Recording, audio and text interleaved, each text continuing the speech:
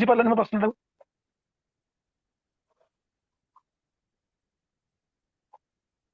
प्रश्न किए बुझी पारलनि कुह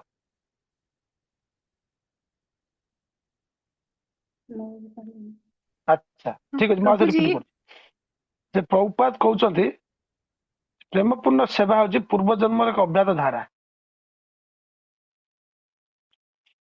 जदि प्रेमपूर्ण सेवा बा भक्ति जड़े जीवर पूर्व जन्म अभ्यात धारा ताले एई जन्म रे नूतन भक्त कोन भक्ति करि परिबेनी नूतन लोक नुआ जीव करि परिबे प्रश्न प्रभुजी कथा ठीक है जदि कले एवं पुणे आउ थरे पूछे जदि प्रेमपूर्ण सेवा बा भक्ति पूर्व जन्म रे अभ्यात धारा आज्ञा ताले जे प्रश्न आसीबो बहुत भक्त ताकर भक्ति जीवन आरंभ करिया पूर्वरु पूर्व माने भक्ति वैष्णव आश्रम को आसिया पूर्वरु से माने बहुत किछि कर्म करते जोटा भक्तर लक्षण नुह जदि आज्ञा भक्तिटा प्रभुजी होची पूर्व जन्म अभ्यास धारा ताले से भक्तिर प्रभाव रे कोन भक्ति करिकी मध्य कोन ए जन्म रे एपरि अकर्म बा विकर्म कले एटा के बुझे पारिबो प्रभुजी तार आंसर एटा हे परिबे जे माने जो माने पूर्व जन्म रे भक्ति करछंती से मानकु माने भगवान ए जन्म रे भक्ति करिया पे मौका देबे माने जोने भक्त घरे जन्म देकी किंबा भल घरे जन्म देकी जोटी से मानकु भक्ति करिवार मौका मिली परिबो आउ जोटा कहले कि नुआ जो माने करि परिबे सेटा जदि जने जघन्य पाप भी करिछि जदि गुरु वैष्णवंक जदि तार संग हैला तार भक्ति जाता हे परिबो जेमति कि दस्यु रत्नाकर माने नारद मुनि के संग पाइकी वाल्मीकि ऋषि पे किंबा मृगारी ठीक अछि जेमिति से जघन्य पाप करथिले भी धन्यवाद अच्छा वेदवती मा तमे कह कोन तमरो मत हरे कृष्ण प्रभुजी प्रणाम प्रभुजी माता जी जोटा कहते मु भी सेया कहया चाहूँ जदि आमे पूर्व जन्म एई जन्म जदि प्रेमपूर्ण भक्ति करि परछे ताले पूर्व जन्म रे हमर किछि अछि आ भलो ब्राह्मण किंबा भलो उच्च घरे जन्म होइकी से भक्ति के आमे आरंभ करि परिबा आ जो माने जघन्य काम करिकरी जदि प्रेमपूर्ण अछि सेटा किछि भगवानकर कृपा बोली आमे मानिया पड़िबो जेनि शिल प्रभुपाद जाइथिले हमर अमेरिका जाइकी से माने हिपिस मानको किछि कृपा करथिला से माने एते सुंदर भाबरे भक्ति करि परथिले सेटा भी हरे कृष्ण हरे कृष्ण हरे कृष्ण ଗୋଟେ urgent call ଅଜାମିଳଙ୍କ ଆସିଥିଲା ଉଦାହରଣ ନିଆଯାଇପାରେ ଅନ୍ୟମାନଙ୍କୁ କୁହନ୍ତୁ ଅଜାମିଳଙ୍କ କୁହନ୍ତୁ କଣ ହେଲା ଉଦାହରଣ ନିଆଯାଇପାରେ ହଁ ସେ ପୂର୍ବ ଜନ୍ମରେ ଭକ୍ତ ଥିଲା ଆଉ ପର ଜନ୍ମରେ ମଧ୍ୟ ନୈଷ୍ଠିକ ବ୍ରାହ୍ମଣ ପର ଜନ୍ମ ହେଇଥିଲେ ବ୍ରାହ୍ମଣ କୁଳରେ ଭକ୍ତିରେ ଥିଲେ କିନ୍ତୁ ତଥାପି ସେ ତାଙ୍କର ପତନ ହେଇଥିଲା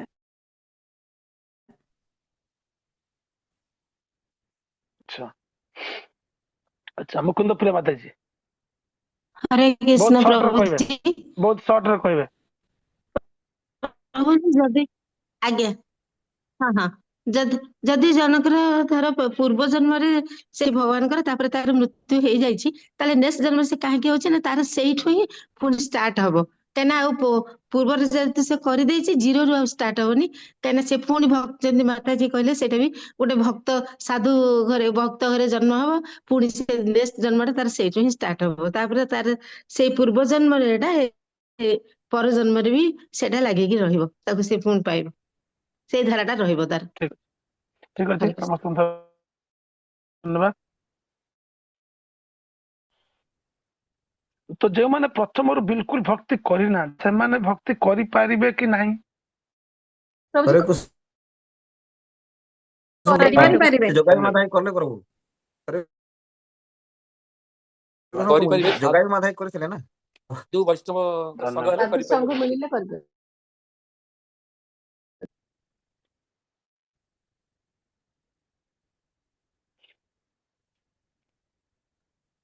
चैतन्य चैतामृत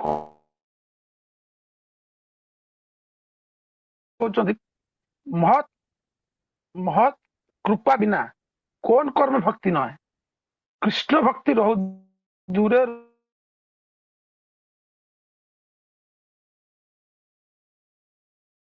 रहो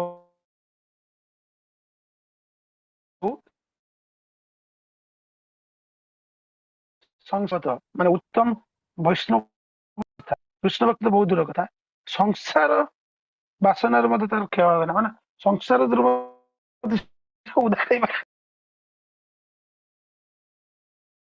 ବହୁତ ଥଣ୍ଡା, ଦେହ ଖରାପ। ତେଣୁକରି ଭୂତ ମାତ୍ରେଣ ଜୀବ ମାତ୍ର ଭଗବାନଙ୍କର ଭକ୍ତି ପାଇଁ ଯୋଗ୍ୟ ରୁହନ୍ତୁ। ଖାଲି ଯେ ମନୁଷ୍ୟ ଶରୀର ଧାରଣ କରୁଥିବା ଜୀବ ଭଗବାନଙ୍କର ଭକ୍ତି କରିପାରିବେ।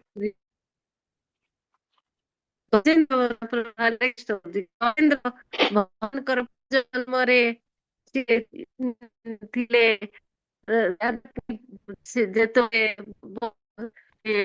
କୁମ୍ଭୀର ଶୁଭୁନି ଆପଣଙ୍କ ଅଡିଓ କିଛି, ଆପଣଙ୍କର ଅଡିଓ କିଛି ଶୁଭୁନି। ଯେତେବେଳେ ପଚରାଯିବ ସେତେବେଳେ କହିବେ। ଆଜ୍ଞା ଆଜ୍ଞା ଏଇ ପାରାଗ୍ରାଫରେ ପ୍ରଭୁପାଦ ମହାରାଜ ଦୁଇଟି ଏକ୍ସାମ୍ପଲ ଦଉଛନ୍ତି। ଗୋଟେ କହୁଛନ୍ତି ପ୍ରେମପୂର୍ଣ୍ଣ ସେବା ପୂର୍ବଜନ୍ମର ଅଭ୍ୟାସ ଧାରା, ଯେପରି ଗୀତାରେ କହିଛନ୍ତି ଯେ ପୂର୍ବଜନ୍ମ ଭକ୍ତି କରିଥିବେ ସେ ନେକ୍ସଟ ଲାଇଫରେ ଆପଣ ମାନେ କହିଲେ ଭଲ ପରିବାର ଜନ୍ମ ଭକ୍ତି କରିବେ। ଭକ୍ତ ପରିବାର ଭକ୍ତର ଉପଦେଶରେ କୌଣସି ବ୍ୟକ୍ତି ଆଗ୍ରହ ଦେଖାଏ ତେବେ ତାକୁ ଗ୍ରହଣ କରାଯାଇପାରେ ଏବଂ ସେ ପ୍ରେମପୂର୍ଣ୍ଣ ସେବାରେ ଅଗ୍ରଗତି କରିପାରେ। ଯାହା ହେଉ ଭଗବତ ଗୀତା ଏବଂ ଭାଗବତ ଭଳି ପୁସ୍ତକମାନ ବୁଝିବାର ସ୍ୱାଭାବିକ ଅଭିରୁଚି ଥିବା ବ୍ୟକ୍ତିମାନଙ୍କ ପକ୍ଷରେ ମାନସିକ କଳ୍ପନା ଜଗତକ ଅଭ୍ୟସ୍ତ ଥିବା ବ୍ୟକ୍ତିଙ୍କ ଅପେକ୍ଷା ପ୍ରେମପୂର୍ଣ୍ଣ ସେବା ସମ୍ପାଦନ ସହଜତର ଅଟେ। ଦୁଇ ପ୍ରକାର ଜୀବ ଭକ୍ତିକି ଆସନ୍ତି। ଜଣେ ପୂର୍ବଜନ୍ମ ଭକ୍ତି କରିଥିବା ବ୍ୟକ୍ତି ଏବଂ ଆଉ ଜଣେ ହଉଛନ୍ତି ଆଉ ଗୋଟେ ପ୍ରକାର ଏଇ ଜନ୍ମରେ ସାଧୁଙ୍କର ସତ୍ସଙ୍ଗରୁ। ଯେପରିକି ଏକ୍ସାମ୍ପଲ, ଗୋଟେ ଭକ୍ତ ଗୋଟେ ନୂଆ ଏରିଆକୁ ଯାଇଛି, ସେଠି ସେ ଜାଣିପାରୁନନ୍ତି କୋଉ ପଟ ରାସ୍ତାରେ ଯିବେ, ତାଙ୍କ ଆଡ୍ରେସ ମାନେ ଜଣେ ଭକ୍ତଙ୍କ ଘରକୁ ହଉ କି କିଛି ଗୋଟେ ନୂଆ ଜାଗାକୁ ଯାଉଛନ୍ତି,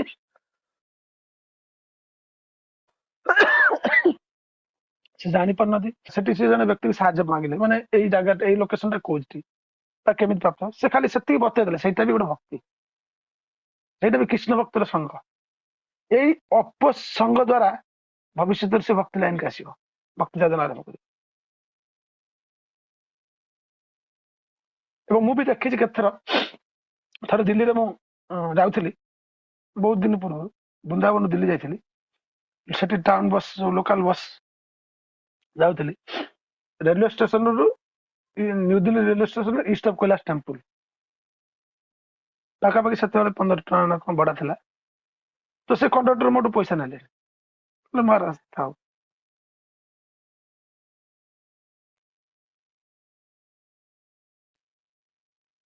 ଏଇଭଳିଆ ଯୋଉ ସେ ପ୍ରୟାସ କରିନଥିଲେ, ମୁଁ ସେ ବସରେ ବସିଥିଲି ଯିବା ପାଇଁ, ସେ ବସ ରୁଟରେ ଯିବ, କିନ୍ତୁ ସିଏ ଦେଖିଲେ ଜଣେ ସାଧୁ, ତାକୁ ଅନୁଭବ କଣ କଲେ, ବାବା ତାଙ୍କୁ କଣ ପ୍ରେରଣା ଦେଲେ, ସେ କହିଲେ ମହାରାଜ ଥାଉ ପଇସା ରଖ, ତମେ ଚାଲ ସେମିତି। ତ ଯାହା ବେଲେ ସିଏ କି ଜଣେ 15 ଟଙ୍କା ହେଲେ ବି ଗୋଟେ ତାଙ୍କ ଭାବରେ ଜଣେ ଭକ୍ତଙ୍କର ସେବା କରିବା ପାଇଁ ସେ ପ୍ରୟାସ କଲେ, ତ ଭଗବାନ ଏଥିରେ ଖୁସି। ଏଇ ସେବା ଭାବଟା ତାକୁ ଦିନେ ଭକ୍ତରେ ପରିଣତ କରିବ। ହରେ କୃଷ୍ଣ ପ୍ରଭୁ, ବୁକ୍ ଡିଷ୍ଟ୍ରିବ୍ୟୁସନ କଲେ ବି ଗୋଟେ ବହି ଯଦି ପ୍ରଭୁପାଦଙ୍କର ବହି ତାଙ୍କ ଘରେ ପହଞ୍ଚିଛି, ଯାହାର ହେଲେ ସାଧାରଣ, ସେଠି ନିଶ୍ଚିତ ଭାବରେ ଭବିଷ୍ୟତରେ ହବ ବୋଲି କହନ୍ତି। ଏଟା କେତେ ଦୂର ସତ? କହନ୍ତି ନୁହଁ, ଆଚ୍ଛା କେତେ ଦୂର ସତ୍ୟ ନୁହଁ, ମୁଁ ତାର ପ୍ରମାଣ ସାଙ୍ଗେ ସାଙ୍ଗେ ଦଉଛି। ସେଇ ଇଷ୍ଟ ଅଫ୍ କୈଳାସ ଟେମ୍ପୁଲରେ ମୋର ଜଣେ ଗୁରୁ ଭାଇ ଅଛି, ତା ନା ଧ୍ରୁବ ନାରାୟଣ ଦାସ। ସେ ମୋର ବ୍ୟାଚମେଟ, ମାନେ ଦୀକ୍ଷା ରେଖା ସାଙ୍ଗରେ ଦୀକ୍ଷା ହେଇଛି। ସେ ବାପା ମାର ଗୋଟିଏ ପୁଅ, ତା ମା ରାଜସ୍ଥାନୀ, ତାଙ୍କ ମା ଯିଏ, ତାଙ୍କ ବାପା ଦିଲ୍ଲୀ, ତାଙ୍କ ବାପା ହଉଛନ୍ତି ଓକିଲ ଦିଲ୍ଲୀରେ, ତାଙ୍କ ମା ହଉଛନ୍ତି ଜଣେ ପ୍ରଫେସର।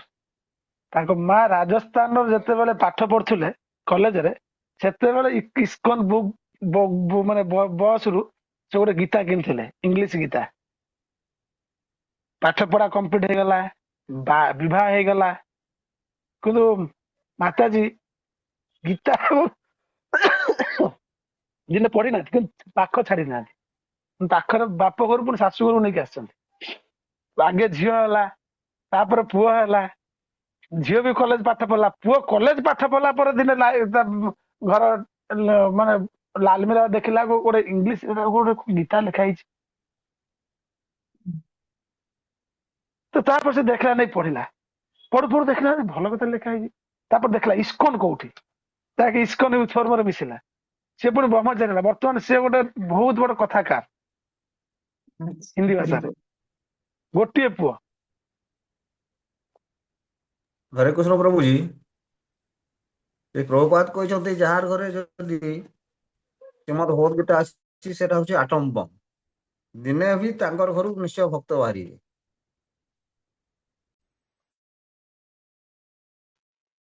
ତେଣୁକରି ଏହିପରି ଭଗବତ ଭକ୍ତଙ୍କର ସଙ୍ଗର ପ୍ରଭାବରେ କୃଷ୍ଣ ବହିର୍ମୁଖ ଜୀବ ମଧ୍ୟ ଭକ୍ତି ଲାଇନ କି ଆସନ୍ତି।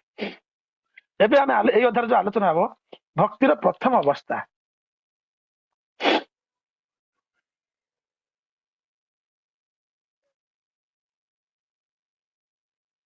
ଭକ୍ତିର ପ୍ରଥମ ଅବସ୍ଥା କଣ? ଥାର୍ଡ ପାରାଗ୍ରାଫ ଟା ପଢ, ଫୋର୍ଥ ପାରାଗ୍ରାଫ ଟା।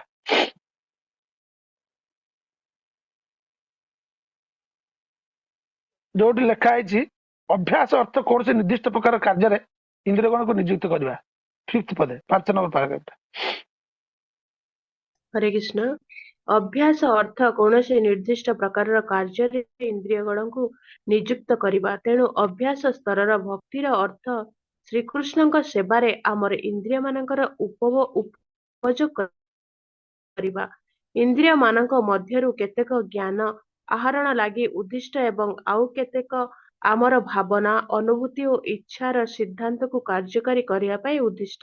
ତେଣୁ ଅଭ୍ୟାସ ଅର୍ଥ ମନ ଓ ଇନ୍ଦ୍ରିୟଗଣ ଉଭୟଙ୍କୁ ପ୍ରେମପୂର୍ଣ୍ଣ ସେବାରେ ସାଧନରେ ନିଯୁକ୍ତ କରିବା। ଏହି ଅଭ୍ୟାସ କୌଣସି କୃତ୍ରିମ ଭାବର ବିକାଶ ପାଇଁ ଉଦ୍ଦିଷ୍ଟ ନୁହେଁ।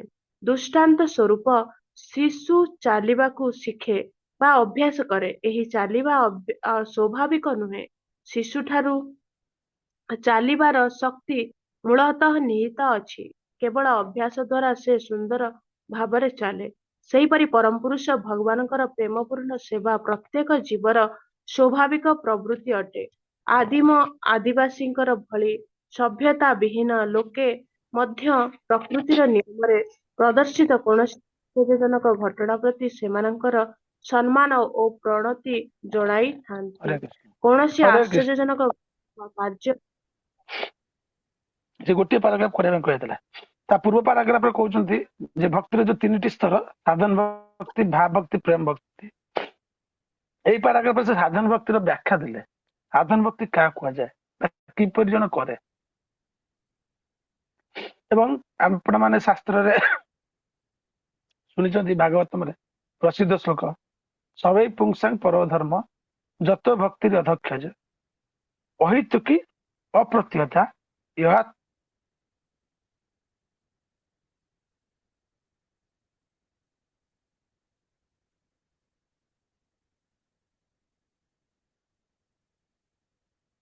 ହରେ କୃଷ୍ଣ ପ୍ରଭୁଜୀ, ଅଟକି ଯାଉଛି ପ୍ରଭୁ, ଭିଡିଓଟା ଆଉ ମ୍ୟୁଟ କରିଦିଅନ୍ତୁ।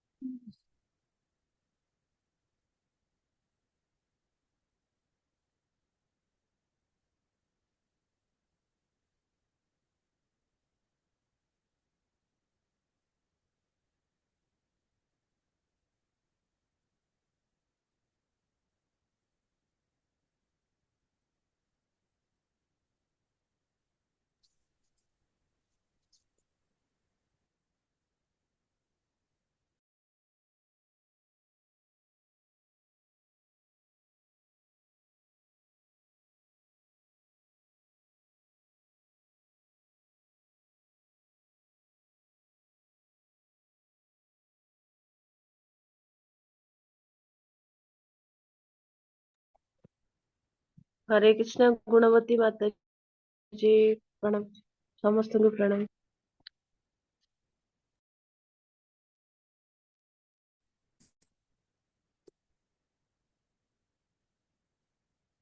जे गोटे नेट प्रोब्लेम ହେଲା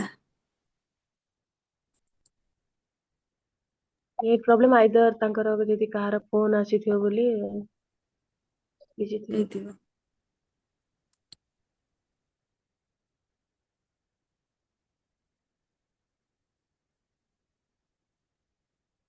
ହରେ କୃଷ୍ଣ ମୋବାଇଲ କଣ ହ୍ୟାଙ୍ଗ ହେଇଗଲା ନା କଣ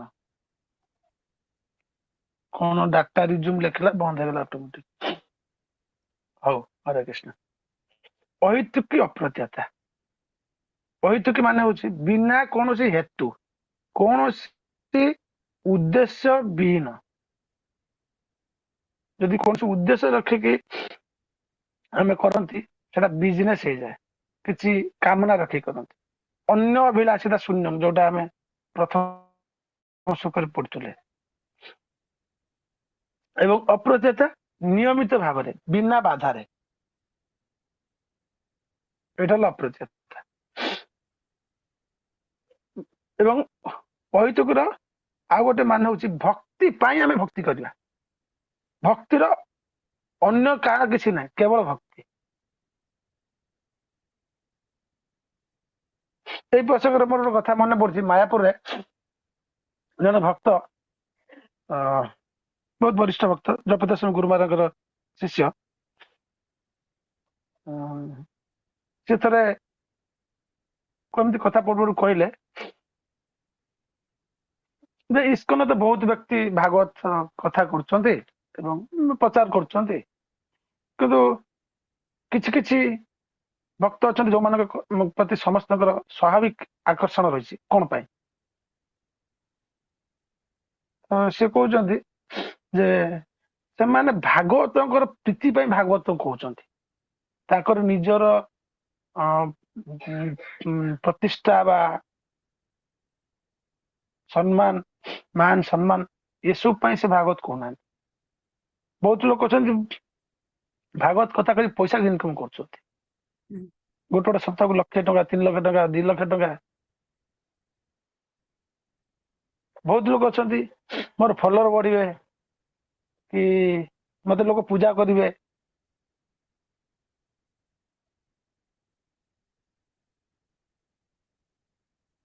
କିନ୍ତୁ ସେଭଳି ବ୍ୟକ୍ତି କୃଷ୍ଣ ଅର୍ପିତ ପ୍ରାଣ,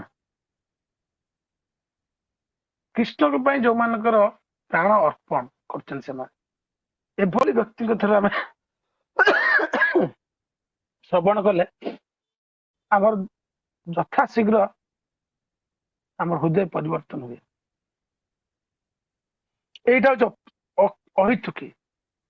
ଭକ୍ତି ପାଇଁ, ଭଗବାନଙ୍କର ଭକ୍ତି ପାଇଁ ଭକ୍ତି କରିବା, ନିଜର ଖୁସି ପାଇଁ କି ନିଜର ମଙ୍ଗଳ ପାଇଁ, ଅନ୍ୟ କୌଣସି କାରଣ ବିନା।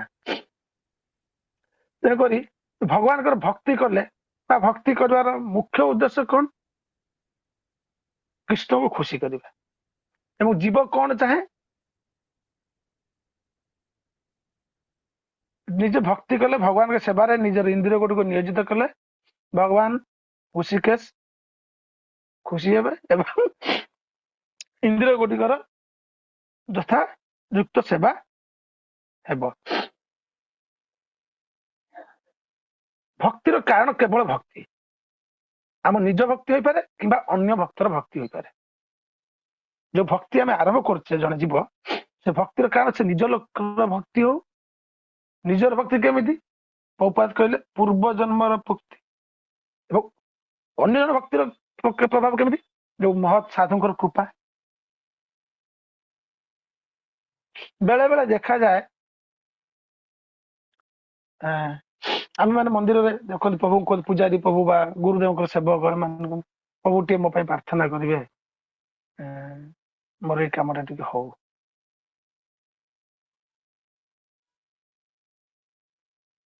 ତ ବାସ୍ତବିକ ଭଗବାନ ଗୁରୁ ବୈଷ୍ଣବ ତାଙ୍କର ସେବକ ମାନଙ୍କ ପ୍ରାର୍ଥନା ଶୁଣନ୍ତି।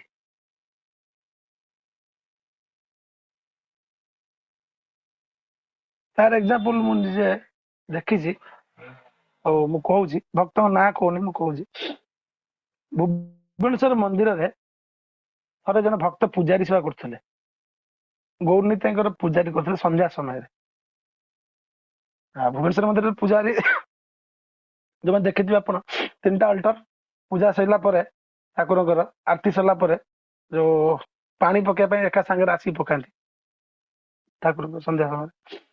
ସେ ଜଷ୍ଟ ପାଣି ପକେଇବା ପାଇଁ ବୁଲିଛନ୍ତି, ଗୋଟେ ସୁନ୍ଦର ବାଳକ ଉପରେ ତା ନଜର ପଡ଼ିଲା, ୟଙ୍ଗ ପିଲା। ତ ସେଇଠି ସେ ଇମିଡିଏଟ ପ୍ରଭୁଙ୍କୁ ପ୍ରାର୍ଥନା, ପ୍ରଭୁ ଏଇ ପିଲାଟା ଯଦି ଭକ୍ତ ହୁଅନ୍ତା ନା ବଢିଆ ହୁଅନ୍ତା। କଣ ତା ମନକୁ ଆସିଲା, ଅଚାନକ ସେ ଭଗବାନ ପ୍ରାର୍ଥନା କରୁଛି, ପ୍ରଭୁ ଏଇ ପିଲାଟା ଭକ୍ତ କର, ଗୌରନୀତି ପ୍ରାର୍ଥନା କରୁଛି। ତାର 3 ମାସ ପରେ ସେ ସଣ୍ଡେ କ୍ଲାସ ଦେବାକୁ ବସିଲା, ଦେଖୁଛନ୍ତି ସେ କଲେଜ ପିଲା ଆସି ବସିଛି ସଣ୍ଡେ କ୍ଲାସରେ। ତ ଭଗବାନ ଏମିତି ଶୁଣନ୍ତି ଭଗବାନଙ୍କ ଭକ୍ତର ପ୍ରାର୍ଥନା।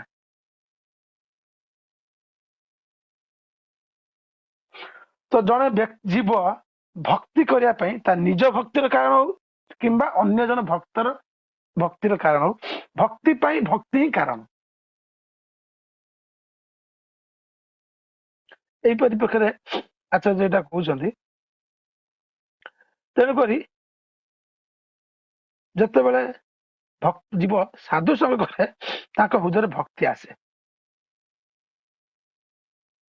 ଏବଂ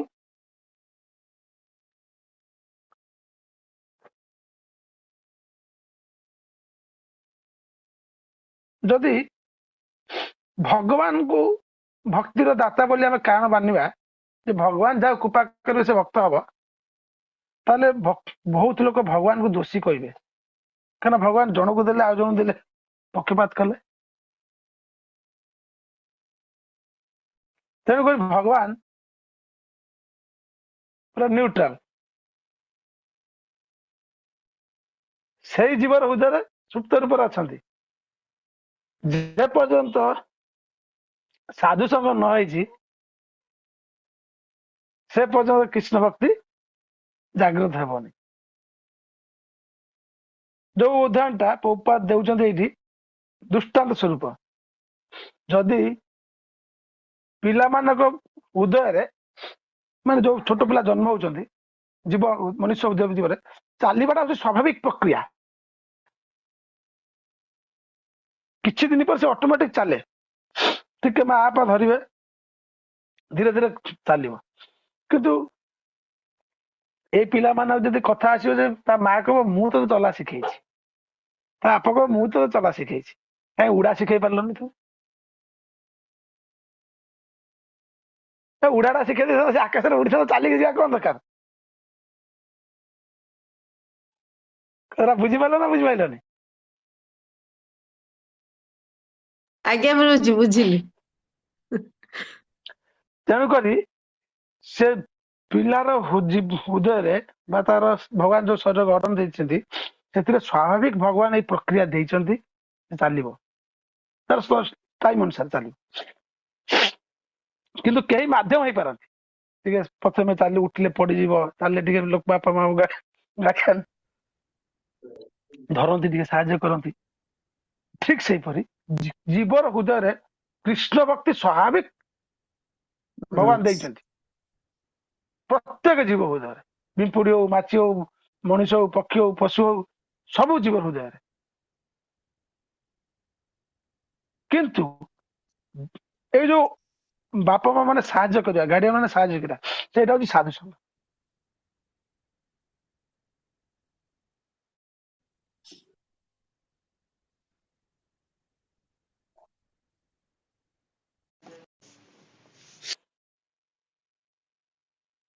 ହରେ କୃଷ୍ଣ।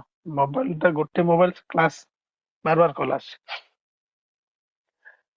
ଜୀବର ହୃଦୟରେ ଭକ୍ତି ଅଛି, କିନ୍ତୁ ସାଧୁ ସଙ୍ଗ ଲାଭ କରିବା ଫଳରେ ଭକ୍ତି ଆରମ୍ଭ କରୁଛି।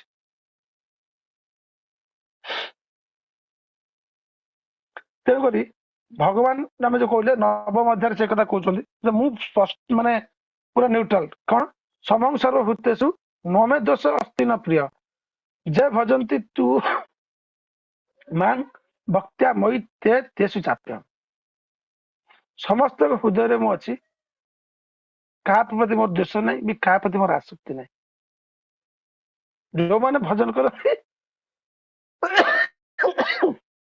ସେମାନେ ମୋର, କିନ୍ତୁ ଭକ୍ତଙ୍କୁ କେହି ଗାଳି ଦେଇପାରିବେନି। ଯଦି ଭଗବାନଙ୍କ କାରଣ କହିଲେ ଲୋକମାନେ ଭଗବାନଙ୍କୁ କହିବେ दोष दे पारे भक्त को दे पारे कौन पाई ना कारण हूँ भक्तर किसी कंडीशन ना भगवान कंडीशन रखले गीतार या गीता प्रचार कर लोक गीता प्रचार करनी कि भक्तर किसी कंडीशन ना तो भक्तर लक्षण कौन कृपा मैत्री उपेक्षा यहाँ विशेष भाव लक्षण यही अध्याय आम पढ़ा या पर अध्याय कि अध्याय या पर अध्याय ये विषय पढ़ा यहाँ हूँ विशेष कर मध्यम भक्तर लक्षण मध्यम स्तर भक्तर लक्षण तो ये बुझा हूँ भक्तिर जन्मर कारण जहाँ भक्तिर बुद्धिर कारण मत ता भक्ति प्रथम प्रकट है साधु संगरू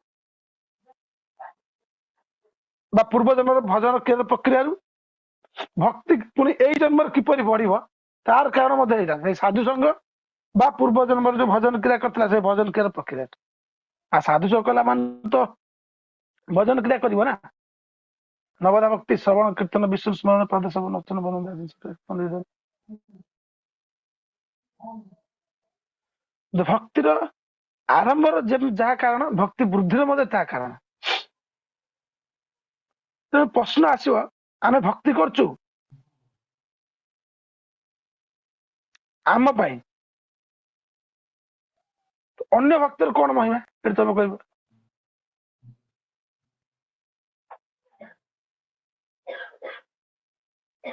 जो अन्य भक्तर भक्ति किपर आम भक्ति कलु मुझे जोटा अलरेडी आंसर मुझे कही सारी तुमको जे वरिष्ठ भक्तर प्रार्थना संकल्प जो एग्जाम्पल देली आरती समय आ गए शास्त्री एग्जाम्पल दौर आप धनुर्दास बोली जने धनुर्दास ना कौन था मन नहीं रामानुचार्य थे श्रीरंग ठाकुर रंगदी ठाकुर को शोभा यात्रा बाहर करते नहीं कीर्तन विशाल शोभा यात्रा जाऊँ रथ पालिकी जाऊँ जड़े धनुर्दास बोलते ना दीक्षा पर धनुर्दास है ना कौन सी जन बेसिया प्रति एत आसक्ति थे से बेसिया भी देखा बहुत सुंदर से उल्टा चलती कौन पाई ना बेसिया रात रास्तार जाऊँगी किसी काम बाहर को बाहर छता धरती सूर्य किरण बेसिया मुहर न पड़े मुह खराब पड़े कला हो बेसिया मुहर जब सूर्य किरण न पड़ तेणुक सी पछे पछे व्याग्य चलती सूर्य को छता धरती बेसिया मुहर सूर्य किरण न पड़े भगवान जाउचंदी रामानुज साधु जाउचंदी बहुत भक्त जाउचंदी तो ये रामानुचार्य दृष्टि पड़ा से व्यक्ति पर अरे एभली भल पाऊँ से बेसिया को एत प्रेम ता हृदय अच्छी आपण हेतले कौन कही था ए साइड साइड कर ठेली पेली साइड करके पलि था रामानुचार्य कौन कले आप बुद्धि विचार किसी ना कि स्थान काल पात्र किसी देखुने एमती कही था ना नहीं ना आ कौन कही था रामानुचार्य कहते डाकिले ए शुण शुण बाबा कौन एमती कौन भगवान आसुच्च भगवान प्रणाम करना भगवान को सम्मान न कर ये कौन ना बाबा एक भाया सुंदरी मु दुनिया देखी मु चाहूनी सुंदरता सौंदर्य नष्ट हो सेठू रामानुचार्य कहले जब या सुंदरी मुझे देखदेवी ना मुझे भल पाई मोर सुंदर स्त्री सहित मतलब सुंदर नारी सहित मतलब मुझे छाड़ी भल छाड़ी भल पाई भल पाइबू आ मो सहित डाक ने रांगजी मंदिर भीतर को प्रवेश कले शोभा यात्रा सरला कबाट देले प्रभु प्रार्थना कर प्रभु गोटे जीवर उद्धार पाई तमे तुम मोहिनी रूप दर्शन करा जो रूप में शिवजी भी पागल हो जाते तो भगवान रंगनाथ ताकर मोहिनी रूप प्रदर्शन कर भक्तर प्रार्थना दे तो ये रामानुचार्य भक्तिर ପ୍ରଭାବରେ ଧନୁର୍ଦାସ ଭକ୍ତ ହେଲା। ଏବେ ବୁଝିପାରିଲ ତ ଅନ୍ୟ ଭକ୍ତର ଭକ୍ତିର କାରଣ କେମିତି ଆମ ପାଇଁ ଭକ୍ତି। ଯେମିତି ଆମର ମାତାଜୀ କହିଲେ ବୁକ୍ ଡିଷ୍ଟ୍ରିବ୍ୟୁସନ ପ୍ରଭୁପାଦଙ୍କର ଯୋଉ ଭକ୍ତ ମାନେ ବୁକ୍ ଡିଷ୍ଟ୍ରିବ୍ୟୁସନ କରୁଛନ୍ତି ପ୍ରତି ଦ୍ୱାର ଦ୍ୱାରେ ପ୍ରତି ଘରେ ଘରେ ସହରରେ ମାର୍କେଟ ରାଉଡ ଉପରେ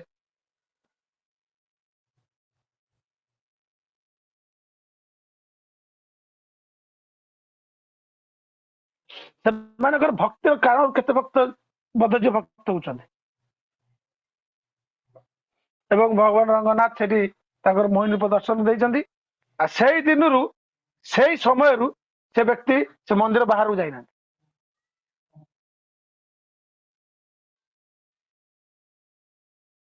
ତ ଇଏ ହଉଛି ଅନ୍ୟ ଭକ୍ତର ଭକ୍ତିର ପ୍ରଭାବରେ ଜୀବ କିପରି ଭକ୍ତିକି ଆସେ। ତେଣୁକରି ଆମେ ମାନେ ବି ଭକ୍ତି ଲାଇନକୁ ଆସିଛେ ସମସ୍ତ ଜୀବ ପାଇଁ ପ୍ରାର୍ଥନା କରିବା ଦରକାର। ପ୍ରତ୍ୟେକ ଦିନ ଜଣେ ବୈଷ୍ଣବ ଜଣେ ଭକ୍ତ ବେଶଧାରୀ ବ୍ୟକ୍ତି ଭଗବାନଙ୍କୁ ପ୍ରାର୍ଥନା କରିବା ଦରକାର, ପ୍ରଭୁ ଏ ସବୁ ଜୀବକୁ ଉଦ୍ଧାର କରନ୍ତୁ, ଭକ୍ତ କରନ୍ତୁ। ଇଏ ହଉଛି ଉତ୍ତମ ଭକ୍ତର ଲକ୍ଷଣ। କୃଷ୍ଣ ବହିର୍ମୁଖ ଜୀବର କଷ୍ଟ ଦେଖିକି ଦୁଃଖ, ତାଙ୍କର ଆଉ କିଛି ଦୁଃଖ ନାହିଁ।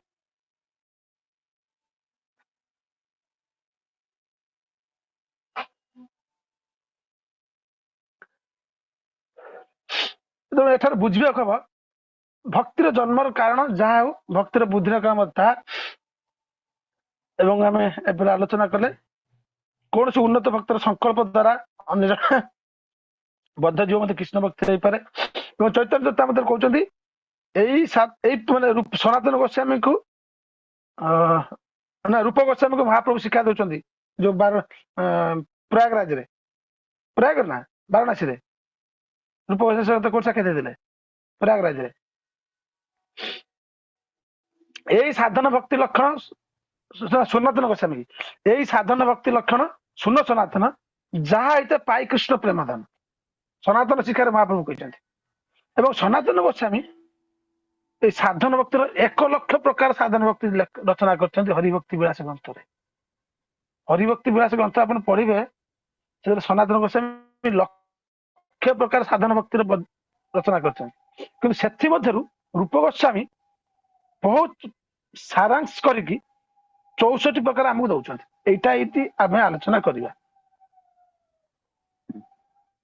ଏ ଯୋଉ ସାଧନ ଭକ୍ତିର 64ଟି ଅଙ୍ଗ ରୂପ ଗୋସ୍ୱାମୀ ଆମକୁ ଦଉଛନ୍ତି। ଏଇ ଯୋଉ ସାଧନ ଭକ୍ତି ଭାବ ଭକ୍ତି ପ୍ରେମ ଭକ୍ତି ଆସିବ ଏସବୁ ଆମେ ଆଲୋଚନା କରିବା। ଆଚ୍ଛା ଏବେ କୁହ ଗୋଟେ ପାରାଗ୍ରାଫ ଦେଖ, ଯୋଉ ପାରାଗ୍ରାଫ ପଢା ସରିଲା ତାପରେ ଗୋଟେ ଛୋଟ ପାରାଗ୍ରାଫ ଅଛି, ତାପରେ ଗୋଟେ ବଡ ପାରାଗ୍ରାଫ ଅଛି। ଏପରି କେତେକ ନିର୍ଦ୍ଧାରିତ ପ୍ରଣାଳୀ ରହିଛି। ସେଇ ପାରାଗ୍ରାଫ ଜଣେ ପଢ, ଯୋଉମାନେ ପଢିଛ ସେମାନେ ପଢିବନି, ଅନ୍ୟ ଭକ୍ତଙ୍କୁ ସୁଯୋଗ ଦବ।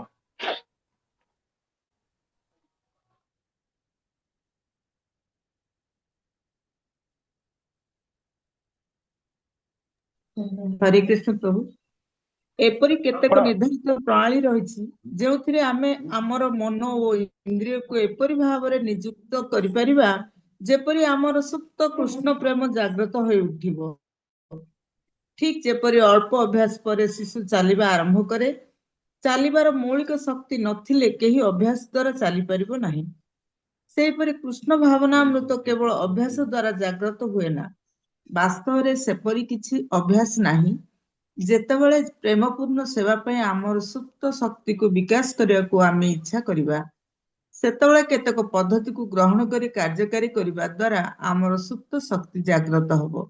ଏହି ପ୍ରକାର ଅଭ୍ୟାସକୁ ସାଧନ ଭକ୍ତି କୁହାଯାଏ। ଧନ୍ୟବାଦ। ତାହେଲେ ସାଧନ ଭକ୍ତି କାହା କୁହାଯାଏ? କିଏ କହିପାରିବ? ବହି ଦେଖିକି କୁହ। ଆମ ଅନ୍ତରରେ ଭକ୍ତି ଭାବଟା ରହିଛି ସୁପ୍ତ ଭାବରେ, କୌଣସି ସାଧୁଙ୍କର ସଙ୍ଗ ହବା କିମ୍ବା କୌଣସି ଭାଗବତ କଥାରେ ଯୋଗ ଦେଲେ ଭକ୍ତିଟା ଉଦ୍ରେକ, ଆମକୁ ଇଚ୍ଛା ଜାଗ୍ରତ ହୁଏ, ଆଉ ସେ ଇଚ୍ଛା ଜାଗ୍ରତ ହେବା ଫଳରେ ଆମେ ପୁଣି ଭଗବତ ସେବା କରିପାରିବୁ। ସେଇଟାକୁ ସାଧନ ଭକ୍ତି। ଏଇଟା ମୁଁ କିଛି ବୁଝିପାରିଲିନି, ମତେ ଟିକେ କଷ୍ଟ ଲାଗିଲା। ଆମ ଆଉ ଟିକେ ସହଜ କରିକି ଆଉ ଆମ କିଏ କହିପାରିବ? ରୁହ ଆଉ କିଏ କହିପାରିବ ଆଉ ଟିକେ ସହଜ କରିକି? ହରେ କୃଷ୍ଣ ପ୍ରଭୁଜୀ। ଯଦି ଆମେ ସବୁବେଳେ ଆମେ ପ୍ରତ୍ୟେକ ସମୟରେ ଆମେ ସାଧନା କରିବା, ତାହେଲେ ସାଧନା ଦ୍ଵାରା ହିଁ ପ୍ରେମ ଭକ୍ତିଟା ଆସିବ। ବେଶୀ ଆମେ ସେଇ ସେବା ପ୍ରେମ ଯୋଉ ସେବାଟା ଆମେ କରୁଛେ ଭଗବାନଙ୍କର ସେବାଟା, ସେଇଟା ହିଁ ସାଧନା। ସବୁବେଳେ ସାଧନା ହିଁ ଆଗ ଗୁରୁତ୍ୱ ଦବା କଥା। ସାଧନା ହେଲେ ଆମର ଭକ୍ତି ଆସିବ ସାଧନା। ଆଚ୍ଛା, ଆମର ବହୁତ ଲୋକ ସାଧନ ଭକ୍ତି ସାଧନ କରୁଛନ୍ତି ଏବଂ ଭକ୍ତି ହରେ ସାଧନ କୃଷ୍ଣ କରିକି କିଏ ପଇସା ପାଇଁ ପ୍ରାର୍ଥନା କରୁଛନ୍ତି। ହଁ, କୁହନ୍ତୁ, କିଏ କହିବ? ହରେ କୃଷ୍ଣ ପ୍ରଭୁ। ଯୋଉଟା ଏଇଟା ଯୋଉ ଅଛି ଆମର ସୁପ୍ତ ଶକ୍ତିକୁ ବିକାଶ କରିବା ପାଇଁ ଆମେ ଇଚ୍ଛା କରିବା, ମାନେ ସୁପ୍ତ ଶକ୍ତି ମାନେ ଆମର ଯୋଉ ଲୁଚିକି ଯୋଉ ଆମର ଭକ୍ତିଟା ଅଛି, ଆମେ ଯଦି ତାକୁ ବିକାଶ କରିବା ପାଇଁ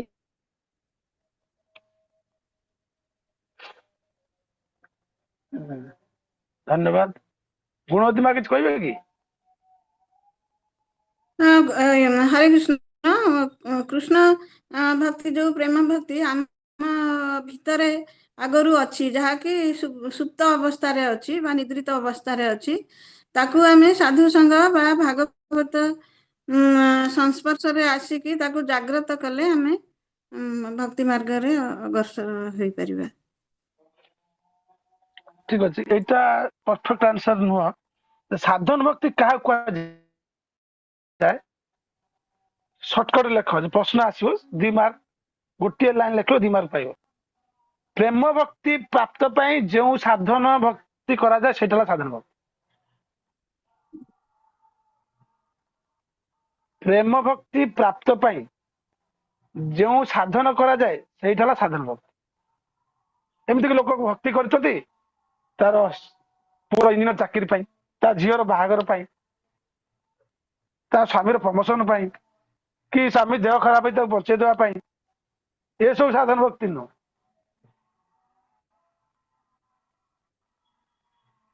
ଗୁରୁଦେବ ପାଖକୁ ଯିବା, ଗୁରୁଦେବ ପାଖକୁ ଯାଉଛନ୍ତି, ମହାରାଜ ପାଖକୁ ଯାଉଛନ୍ତି, ମହାରାଜ କୃପା କର ମୋ ପିଲାଟା ଟିକେ ପାଠ ପଢୁ। ପ୍ରଭୁଜୀ ଆଉ ଥରେ କୁହନ୍ତୁ, କଟି ଯାଉଛି ପ୍ରଭୁଜୀ। ପ୍ରେମ ଭକ୍ତି ପ୍ରାପ୍ତ ପାଇଁ ଯେଉଁ ସାଧନ କରାଯାଏ ସେଇଟା ହେଲା ସାଧନ ଭକ୍ତି।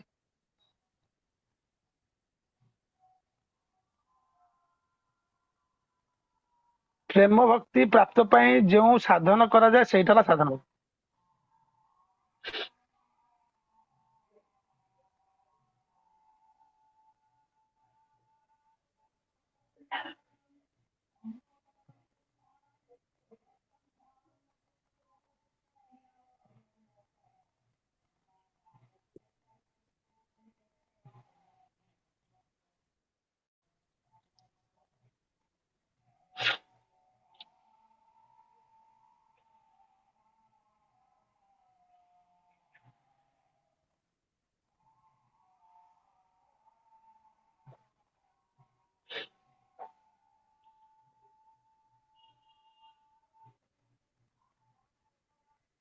ଆମେ ଭଗବାନଙ୍କୁ ଭକ୍ତି ପ୍ରଦାନ କରିବା, କିନ୍ତୁ ଆମେ ପ୍ରାର୍ଥନା କରିବା ପ୍ରଭୁ ଆମ ମାନ ସମ୍ମାନ ଲକ୍ଷ୍ମୀ ମାନେ ପଇସା ପାଇଁ ଏସବୁ କରିବା ପାଇଁ ଆମେ କୃଷ୍ଣଙ୍କୁ ସେବା କରିବା। ଏହା ଠିକ କି? ଭଗବାନ ଅସନ୍ତୁଷ୍ଟ ହେବେ। ନାଇଁ। ଭଗବାନ କହୁଛନ୍ତି ଆମା ଭଜେ ବିଷୟ ମାଗେ আমি কেন দিব, ସୋ ଚଣାମୃତ ଦିଆ ବିଷୟ ଭୁଲାଇବ। ଏଟା ତ ବିଷୟ ସୁଖ, ପଇସା, ସମ୍ମାନ, ପୋଜିସନ। ତେଣୁ ଭଗବାନ କୃଷ୍ଣ ସେଥିରେ ଦୁଃଖୀ ହୁଅନ୍ତି ଯଦି ଭକ୍ତ ଏଭଳି ପ୍ରାର୍ଥନା କରେ। ତ ଭଗବାନଙ୍କର ଭକ୍ତି ପାଇଁ ଆମେ ପ୍ରେମ ଭକ୍ତି ପ୍ରାପ୍ତ ପାଇଁ ଆମେ ଯୋଉ ସାଧନ ଭକ୍ତି କରିବା, ଭକ୍ତି ସେଇଟା ହେଲା ସାଧନ ଭକ୍ତି।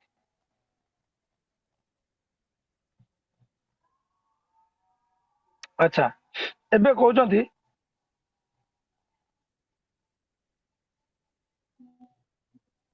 ସାଧନ ଭକ୍ତି କେତେ ପ୍ରକାର? ଏଇ ଯୋଉ ସାଧନ ଭକ୍ତି ବୁଝେଇଲେ ଯେ ଭଗବାନଙ୍କର ପ୍ରେମ ଭକ୍ତି ପ୍ରାପ୍ତ ପାଇଁ ଆମେ ଯୋଉ ସାଧନ କରିବା ସେଟା ସାଧନ ଭକ୍ତି। ପ୍ରେମ ଭକ୍ତି ବା ଭାବ ଭକ୍ତି ପ୍ରାପ୍ତ ପାଇଁ ଯୋଉ ସାଧନ କରିବା ସେଟା ହେଲା ସାଧନ ଭକ୍ତି। ସାଧନ ଭକ୍ତି କେତେ ପ୍ରକାର? ସାଧନ ଭକ୍ତି କେତେ ପ୍ରକାର କିଏ କହିପାରିବ? କିଏ ବହି ପଢିକି ଆସିଛ? 3 ପ୍ରକାର। ତିନି ପ୍ରକାର।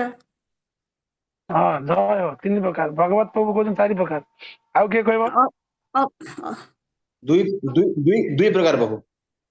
ଆଚ୍ଛା 2 ପ୍ରକାର ପ୍ରଭୁ କହିଲେ 2 ପ୍ରକାର ଗୁଣବତୀ ମା କହିଲେ 3 ପ୍ରକାର ଆଉ କିଏ କହିବ ସାଧାରଣ ବ୍ୟକ୍ତି କେତେ ପ୍ରକାର ଦୁଇ ପ୍ରକାର ପ୍ରଭୁ, ପ୍ରଭୁଜୀ। ଦୁଇ ପ୍ରକାର। ହଉ ପ୍ରଭୁଜୀ 2 ପ୍ରକାର ଦୁଇ ପ୍ରକାର। ହଁ ଭଲ ବହି କିଏ ଦେଖିନା କୁହ ପ୍ରଭୁଜୀ ବହି ନ ଦେଖି କିଏ କହିଛି ବହି ପଢିକି ଆସିଥିଲ ଏବେ ଦେଖିନା କିଏ କୁହ ପ୍ରଭୁଜୀ ବୈଧି ଭକ୍ତି ଓ ରାଗାନୁଗାର ଭକ୍ତି। ହଁ ଧନ୍ୟବାଦ ଏଇଠି ଲେଖା ହେଇଛି ଟିକେ ଆଗକୁ ସାଧନ ଭକ୍ତି ବା ପ୍ରେମ ପୂର୍ଣ୍ଣ ସେବାର ଅଭ୍ୟାସ ସ୍ତରକୁ 2 ଭାଗରେ ବିଭକ୍ତ କରାଯାଇଛି ପ୍ରଥମ ଭାଗକୁ ବିଧି ବିଧାନ ବା ବୈଧି ଏବଂ ଆଧ୍ୟାତ୍ମିକ ଗୁରୁଙ୍କ ଆଦେଶ ଅନୁଯାୟୀ ଏହାକୁ ବିଧି ବିଧାନ ପାଳନ କରିବାକୁ ହେବ କିମ୍ବା ପ୍ରାମାଣିକ ଶାସ୍ତ୍ର ଅନୁସାରେ କରିବାକୁ ହେବ ଏବଂ ତାପରେ ଆଉ ଗୋଟେ ହଉଛି ରାଗାନୁଗା ଏଇ ପାରାଗ୍ରାଫ ଆସୁଛି ସାଧନ ଭକ୍ତି 2 ପ୍ରକାର ଲେଖ ସାଧନ ଭକ୍ତି 2 ପ୍ରକାର ଗୋଟେ ହଉଛି ବୈଧି ଭକ୍ତି ଏବଂ ଗୋଟେ ରାଗାନୁଗା ଭକ୍ତି ଆଚ୍ଛା ମୁଁ ଯୋଉ ପାରାଗ୍ରାଫ ପଢୁଥିଲି ମୁଁ ଯୋଉଠି ଛାଡିଲି ସେ ପାରାଗ୍ରାଫ ଆଉ ଜଣେ ଭକ୍ତ ପୁରା କର ଇମ୍ପୋର୍ଟାଣ୍ଟ ପାରାଗ୍ରାଫଟା ହରେ କୃଷ୍ଣ ଭୌତିକ ଶକ୍ତିର ବଶୀଭୂତ ପ୍ରତ୍ୟେକ ଜୀବ ଆଶ୍ରବିଭାଗ ଭାବରେ ଉନ୍ନତ ଅବସ୍ଥାରେ ଥିବା କୁହାଯାଏ ଶ୍ରୀମଦ୍ ଭାଗବତମରେ କୁହାଯାଇଛି ସାଧାରଣତଃ ପ୍ରତ୍ୟେକ ବଦ୍ଧ ଜୀବ ପାଗଳ ଅଟେ କାରଣ ବନ୍ଧନ ଓ କ୍ଲେଶର କାରଣ ହେଉଥିବା କାର୍ଯ୍ୟ ବିଷୟ କୋଉଠି ପଢିଲ ସର୍ବଦା ବ୍ୟାନ ପ୍ରଭୁ ଯୋଉଟା ଛାଡିଲେ ଯୋଉ ମାତାଜୀ ପଢି ସାରିଲା ପରେ ମୁଁ ଯୋଉଠି ପଢୁଥିଲି ତାପରେ ସେଟା ପଢିଲନି ମୁଁ କହିଲି ପଢିଥିଲି ଯୋଉଠି ତମକୁ କହିଲି ସେଟା ଲେଖା ହେଇଛି ଯେ ପ୍ରାମାଣିକ ଶାସ୍ତ୍ର ଅନୁସରଣ କରିବାକୁ ପ୍ରତ୍ୟାଖ୍ୟାନ କରିବାକୁ ହେବ ପ୍ରତ୍ୟାଖ୍ୟାନର ପ୍ରଶ୍ନ ନାହିଁ ଏହାକୁ ବୈଧି ବା ବିଧାନଗତ କୁହାଯାଏ ଯୋଉ ତର୍କ ନ କରି ତାହା କରିବାକୁ ହେବ ସାଧାରଣ ଭକ୍ତିର ଅନ୍ୟ ଭାଗକୁ ରାଗାନୁଗ କୁହାଯାଏ ରାଗାନୁଗା ସେହି ଅବସ୍ଥାକୁ ବୁଝାଏ ଯେଉଁ ଅବସ୍ଥାରେ ବିଧି ବିଧାନ ଅନୁସରଣ କରି କୃଷ୍ଣଙ୍କ ପ୍ରତି ଟିକେ ଆସକ୍ତି ଜନ୍ମେ ଏବଂ ସ୍ୱାଭାବିକ ପ୍ରେମ ବଳରେ ପ୍ରେମପୂର୍ଣ୍ଣ ସେବା ସମ୍ପାଦନ କରେ ଏଇ ପାରାଗ୍ରାଫରେ କହୁଛନ୍ତି ଯେ ଲେଖୁଛନ୍ତି ସାଧନ ଭକ୍ତି 2 ପ୍ରକାର ଗୋଟେ ହଉଛି ବୈଧି ଭକ୍ତି ଏବଂ ଆଉ ଗୋଟେ ରାଗାନୁଗ ଏବେ ମତେ କିଏ କହିପାରିବ ବୈଧି ଭକ୍ତି ମାନେ କଣ ହରେ କୃଷ୍ଣ ଗୁରୁଦେବଙ୍କ ଏବଂ ଆଦେଶ କିମ୍ବା ବିଧି ହରେ ବିଧାନ କୃଷ୍ଣ ରାଗାନୁଗା ଭକ୍ତି ମାନେ କଣ ବିଧି ବିଧି ବିଧାନ ଯୋଉଟା ହଉଛି ବୈଧି ଶକ୍ତି ବୈଧି ଭକ୍ତି ଯୋଉଟା ବେଦରେ ଯୋଉଟା ପ୍ରମାଣିତ ଅଛି ଆଉ ଗୁରୁଙ୍କ ହଁ ଆଦେଶ ଯୋଉଟା କରାଯାଏ ସେଟା ବିଧି ବିଧାନ ଶାସ୍ତ୍ର ପ୍ରମାଣ ଅନୁସାରେ ଆଉ ଗୁରୁଙ୍କର ଆଦେଶରେ ଶାସ୍ତ୍ର ଯୋଉଟା ପ୍ରମାଣ ଠିକ ଅଛି ବୈଧି ଭକ୍ତି ମାନେ ଗୁରୁ ଏବଂ ଶାସ୍ତ୍ରଙ୍କର ଆଦେଶ ମାନେ ଏଇଟା ହେଲା ଶାସନ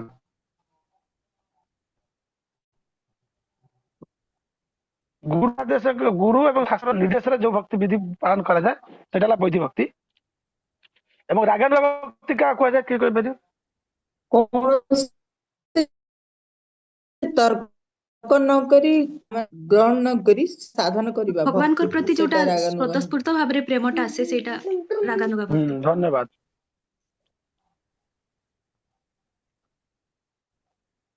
ତ ବୈଧି ଭକ୍ତି କୁ 2 ଭାଗରେ ଭେଦ କରାଯାଉଛି ପ୍ରାରମ୍ଭିକ ଏବଂ ଅନ୍ୟ କୌଣସି ତର୍କ ନ କରି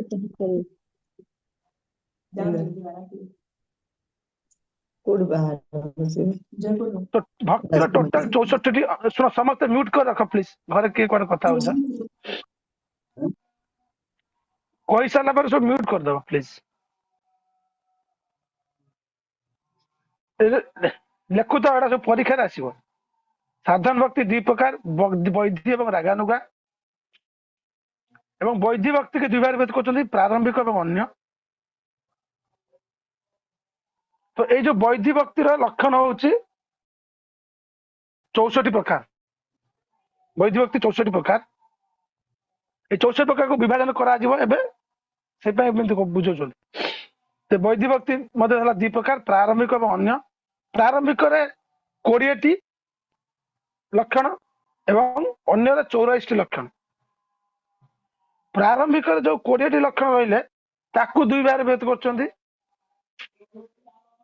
से प्रथम 10टी प्रवृत्ति एवं तापर 10टी निवृत्ति प्रथम 10टी जो प्रवृत्ति रहिले सेत्रु तीन प्रथम 3टी बहुत इंपोर्टेंट भक्ति पाई एवं अन्य जो 84 प्रकार रहिले एटा गोटे टेबल करदेले बुझिया सुविधा हम अन्य जो 84 प्रकार रहिले से 5टी बहुत गुरुत्वपूर्ण एवं 39टी साधारण साधन अंग अच्छा किए बुझीपारे कथा किए कहीपर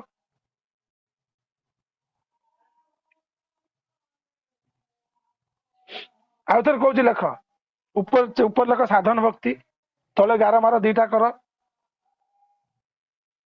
सॉरी हाँ वैधि भक्ति साधन 2टा कर वैधि और रागानुगा तापर वैधि तले 11 मार 2टा गोटे है प्रारंभिक एवं आ गोटे अन्य प्रारंभिक 2टा 11 मार तलू 10 प्रवृत्ति 10 निवृत्ति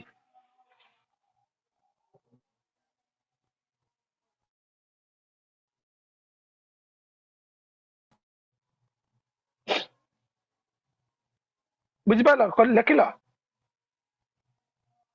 आज्ञा हाँ प्रभु प्रभु हाँ जो प्रारंभिक 10 प्रवृत्ति निवृत्ति तापर जो अन्य लेखा है जोटा से अन्यटार लेख खाली लेखे 84 अंग 44 अंग 84 गुण भक्तिर से 5टी गुरुत्वपूर्ण और 39 साधारण अंग नॉर्मल जनरल साधारण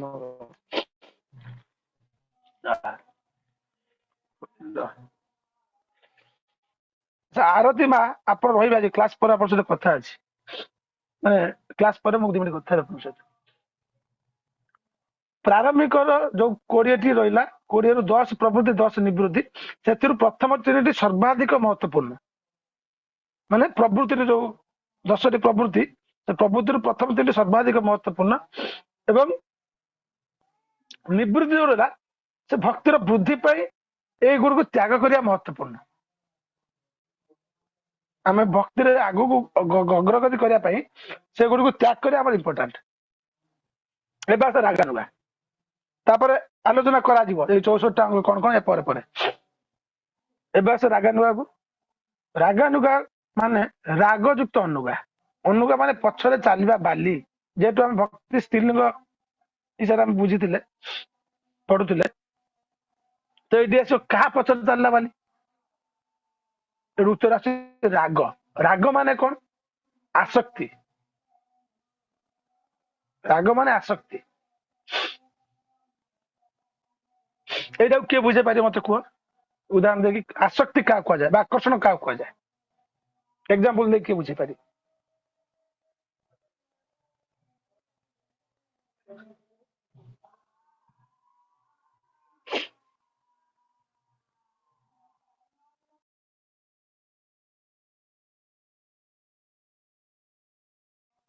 राग माने आसक्ति प्रभु प्रभु इंद्रिय भगवान मानकर कही ना खाला रुह प्रभु ठीक अच्छे इंद्रिय मानकर विषय प्रति जो स्वाभाविक आकर्षण चक्षु सुंदर रूप दर्शन कर जीवा सुंदर स्वाद आस्वादन कर कर्ण सुंदर शब्द श्रवण कर चर्म स्पर्श चाहूँ इंद्रिय मानकर स्वाभाविक आकर्षण हूँ राग पनीर पकोड़ा खाया चिली पनीर खाया प्रभु टिके आलू साइड कर 2 पीस पनीर दे था मंदिर तो प्रसाद पाइला बेले कहना भक्त मैंने समझते नुह किए तो यहाँ हूँ आकर्षण एवं आउ टिके प्रैक्टिकल कथा कह गले अपोजिट सेक्स प्रति आकर्षित पुरुष प्रति नारी नारी प्रति पुरुष ये बुझापी पड़ोनी यहाँ आकर्षण तो भगवान के प्रति जो स्वाभाविक आकर्षण हम से भक्ति हम रागानुगा भक्ति यही भक्ति केवल ब्रजवासी पाखे देखा जाए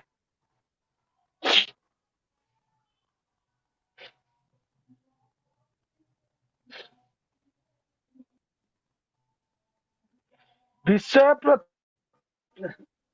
भक्ति भजन लिखिले ना କିଏ କହ ମୋର ମନେ ପଡୁନି ବିଷୟ ସେଇ ମତେ ଆସ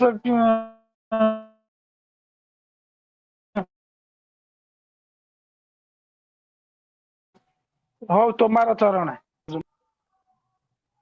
ଭକ୍ତି ଠାକୁର ଭଜନ ହଉଛି ଭାଗବତମର ସାର ସବୁ ସେଥିରେ ଅଛି। ସେ ଭଜନକୁ ବୁଝିବା ଦରକାର, ଖାଲି ଗାଇଲେ ହବନି। ସେ ଲାଇନ ଟା ମୋର ମନେ ପଡୁନି।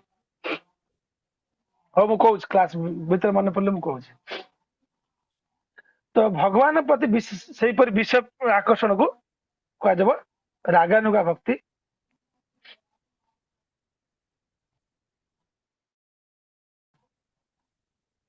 ଏବଂ ଠିକ ଏଇପରି କୃଷ୍ଣଙ୍କ ପ୍ରତି ଯୋଉମାନଙ୍କର ଆକର୍ଷଣ ରହିଛି ସେ ହଉଛନ୍ତି ବ୍ରଜବାସୀ, ଏବଂ ସେଇ ଭକ୍ତିକୁ କୁହାଯାଏ ରାଗାତ୍ମିକା ଭକ୍ତି। ଏବେ ରାଗାନୁଗାରୁ ପୁଣି ରାଗାତ୍ମିକା ଆଉ ଗୋଟେ ଶବ୍ଦ ଆସିଲାଣି। ତ ରାଗାନୁଗା କାହା କୁହାଯାଏ ଲେଖିଲେ ତା କୁହାହବ। ତ ରାଗାନୁଗାକୁ ବୁଝିବାକୁ ଗଲେ ଆଗେ ରାଗାତ୍ମିକାକୁ ବୁଝିବା ପାଇଁ ପଡିବ।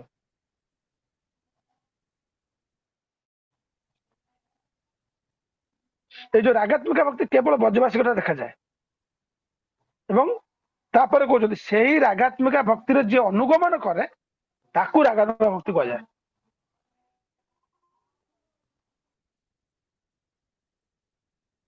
ଏବେ ଲକ୍ଷ ମୁଁ କହୁଛି ରାଗାତ୍ମିକା ଭକ୍ତି କାହାକୁ କୁହାଯାଏ। ଖାଲି ରାଗାତ୍ମିକା ଲେଖ, ତାପରେ ହାଇପେନ ଦେଇକି ଲେଖ।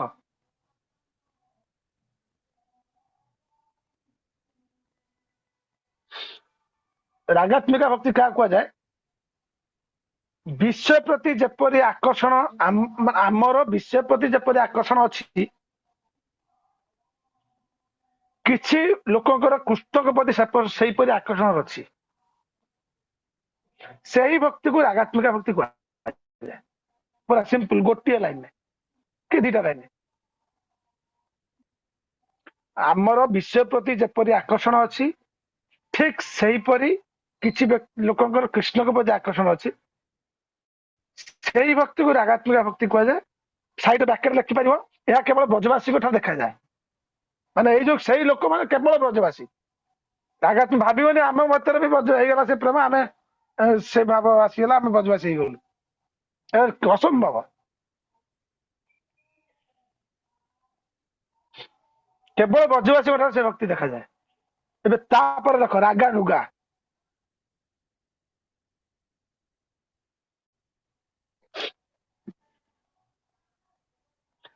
ସେଇ ରାଗାତ୍ମିକା ଭକ୍ତିର ଯିଏ ଅନୁଗମନ କରନ୍ତି ତାକୁ ରାଗାନୁଗା ଭକ୍ତି କୁହାଯାଏ। ଯେ ବ୍ରଜବାସୀଙ୍କ ଠାରେ ଯୋଉ ଭକ୍ତି ଦେଖାଯାଏ ସେଟା ରାଗାତ୍ମିକା କରିହବନି, କେବଳ ବ୍ରଜବାସୀ ମାନେ କରିବେ, ସ୍ୱତଃ ପ୍ରଭୁ ତାଙ୍କର। ସେଇ ଭକ୍ତିର ଯିଏ ଅନୁଗମନ କରେ, ମାନେ ପଛରେ ଯେ ଫଲୋ କରେ, ସେଇଟାକୁ କୁହାଯାଏ ରାଗାନୁଗା ଭକ୍ତି। ତେବେ ବୁଝିପାରିଲ? ଆଜ୍ଞା ପ୍ରଭୁଜୀ। ରାଗାତ୍ମିକା ରାଗାନୁଗା ଭିତରେ ଫରକ କଣ କିଏ କହିପାରିବ? କଣ ବୁଝିଲ ଦେଖି?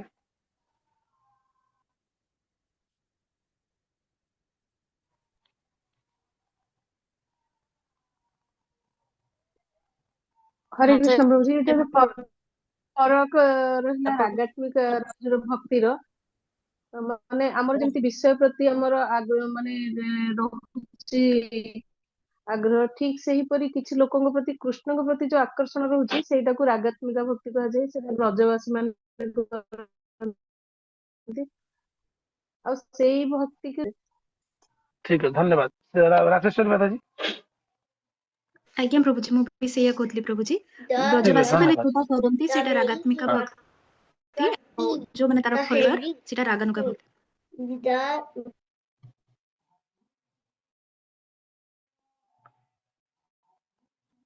ବୈଧି ମାନେ ଶାସ୍ତ୍ରରେ କହୁଛନ୍ତି ଯତ୍ର ରାଗାନ ବ୍ୟାପ୍ତାତ୍ ପରିବୃତ୍ତି ରୂପ ଜାୟତେ ପ୍ରବୃତ୍ତି ରୂପ ଜାୟତେ ଶାସନେ ନୈବ ଶାସ୍ତ୍ରସ୍ୟ ତା ବୈଧି ଭକ୍ତି ଉଚ୍ୟତେ। ତ ଆମେ ପଢିଲେ ବୈଧି ଭକ୍ତିରେ ଗୁରୁ ଏବଂ ଶାସ୍ତ୍ରଙ୍କର ଶାସନ ଅଛି, ଗୁରୁଦେବଙ୍କର ନିର୍ଦ୍ଦେଶ ଅନୁସାରେ ଯୋଉ କହିଲେ ସେଟା ହେଲା ବୈଧି ଭକ୍ତି, ଏବଂ ଆଚାର୍ଯ୍ୟଙ୍କ ବା ଗୁରୁଦେବଙ୍କ ରଚନା।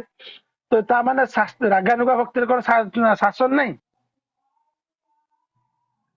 ବୈଧି ଭକ୍ତିରେ ଗୁରୁ, ବୈଷ୍ଣବ ଏବଂ ଶାସ୍ତ୍ରର ଶାସନ କିନ୍ତୁ ରାଗାନୁଗା ଭକ୍ତିରେ ଶାସ୍ତ୍ରର ଶାସନ ପ୍ଲସ୍ ରାଗାନୁଗା ଭକ୍ତିରେ ଶାସ୍ତ୍ରର ଶାସନ ରହୁଛି।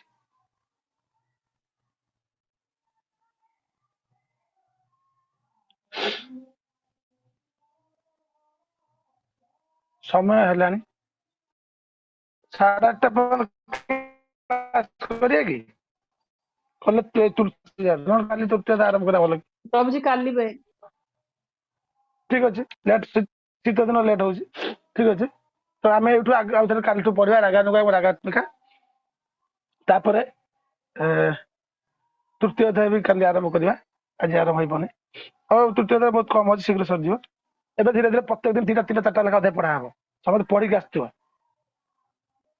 ଆଜିର ଆଲୋଚ୍ୟ ବିଷୟ ଉପରେ କାହାର ପ୍ରଶ୍ନ ଅଛି କୁହ।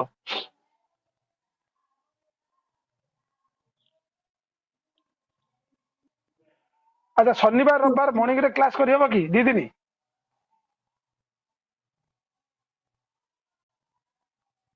କେତେ ଟାଇମ ରେ ପ୍ରଭୁଜୀ? କୋଉ ଟାଇମରେ କରିପାରିବା? ସମସ୍ତେ ଜଏନ କରିପାରିବେ କି? ହଁ ପ୍ରଭୁ ଶନିବାର ରବିବାର ହବନି। ଆଜ୍ଞା। ଶନିବାର ରବିବାର ରହୁଛି ମନ୍ଦିର ଆଚ୍ଛା ହଉ ଠିକ ଅଛି। ରବିବାର ପୁରା ପ୍ୟାକ୍ ସେବାରେ। ଆଚ୍ଛା ଠିକ ଅଛି ତ କାଲି ହଉ ପୁଣି ସୋମବାର ହବ। କାହାର କୋଉ ପ୍ରଶ୍ନ ଅଛି ଆଜିର ଆଲୋଚ୍ୟ ବିଷୟବସ୍ତୁ କୁହ।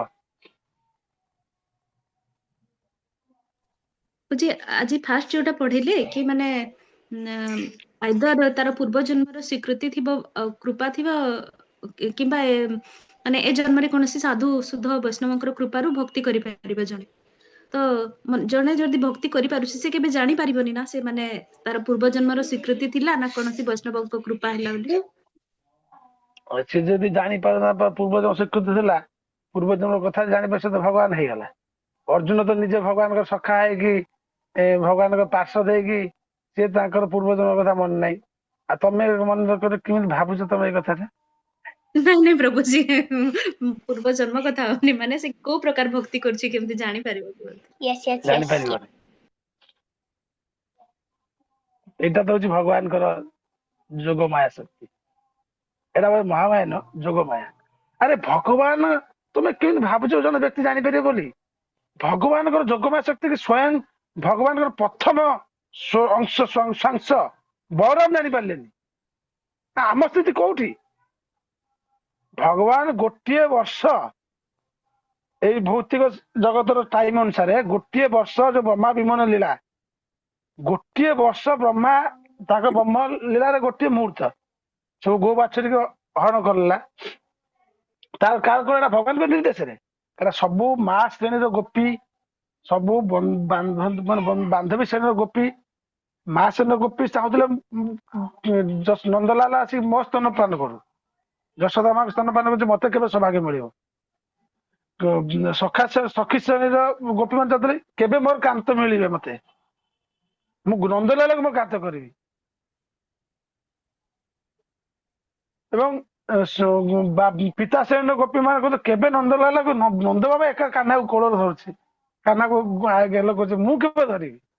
ଗାଈ ବାଛୁରୀ ଚାହୁଁଥିଲେ ମୁଁ କେବେ ନନ୍ଦଲାଲକୁ କିଶନ ପାନ କରେଇବି। ତ ସମସ୍ତଙ୍କ ଅଭିଳାଷ ଏକାଥରେ ପୂର୍ଣ୍ଣ କରିଦେଲେ ଏମିତି ଗୋଟିଏ ଲୀଳାରେ। ତ ସେ ଲୀଳା ସ୍ୱୟଂ ଭଗବାନଙ୍କର ପ୍ରଥମ ସ୍ୱାଂଶ ବଳରାମ, ଯିଏ 3 ପ୍ରକାର ବିଷ୍ଣୁଙ୍କଠୁ ଶ୍ରେଷ୍ଠ ବଳରାମ, ସିଏ ଜାଣିପାରିଲେନି ଗୋଟେ ବର୍ଷ। ଆମ ସ୍ଥିତି କଣ? ଗୋଟେ ବର୍ଷ ପରେ ଜାଣିଲେ ଆରେ କାହ୍ନା କଣ ଏମିତି। ଯେତେବେଳେ ଭଗବାନ ନିଜେ ଚାହିଁଲେ